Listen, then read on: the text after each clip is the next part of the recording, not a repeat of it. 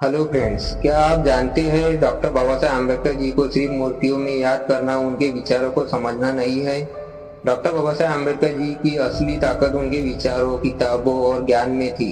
लेकिन क्या उन्होंने सच में कहा था, मैं मूर्तियों में नहीं किताबों में हूँ? आइए जानते हैं इसकी सच्चाई और इसके पीछे छिपा हुआ संदेश। डॉक्टर बाबा साहेब अम्बेडकर जी के लिए केवल किसी महान व्यक्ति की मूर्ति लगाना या उनकी पूजा करना पर्याप्त नहीं था। वे चाहते थे कि लोग ज्ञान प्राप्त करें, प्रश्न पूछे, अपने अधिकार समझे और तर्क के आधार पर समाज को बेहतर बनाए।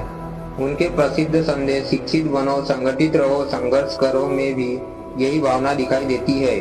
डॉक्टर बाबा साहेब अम्बेडकर जी मानते थे कि शिक्षा इंसान को अपने अधिकार और जिम्मेदारियां समझाने की शक्ति देती है। इसलिए उन्होंने वंचित समाज के लिए शिक्षा को सामाजिक परिवर्तन का महत्वपूर्ण साधन माना। उनकी दृष्टि में पढ़ाना यानी किसी बात को आंख बंद करके स्वीकार न करना, प्रश्न करना, मान देखना, तर्क करना और सही गलत को समझना भी शिक्षा का हिस्सा है। अगर कोई व्यक्ति अम्बेडकर जी की मूर्ति पर फूल चढ़ाए लेकिन उनके समानता, स्वतंत्रता, बंधुत्व और न्याय के विचारों को अपने जीवन में न अपनाए तो उनकी विरासत अधूरी रह जाती है। अम्बेडकर जी ने संविधान निर्माण में महत्वपूर्ण भूमिका निभाई, इसलिए उनके विचारों को समझने का एक तरीका ये भी है कि हम संविधान में दिए समानता, स्वतंत्रता, न्याय और मौलिक अधिकारों को समझे। मूर्ति नहीं किताब वाली बात का सरल अर्थ इस प्रकार समझ सकते हैं। मूर्ति हमें किसी महान व्यक्ति की याद दिला सकती है, लेकिन किताब हमें उनके विचारों से जोड़ती है।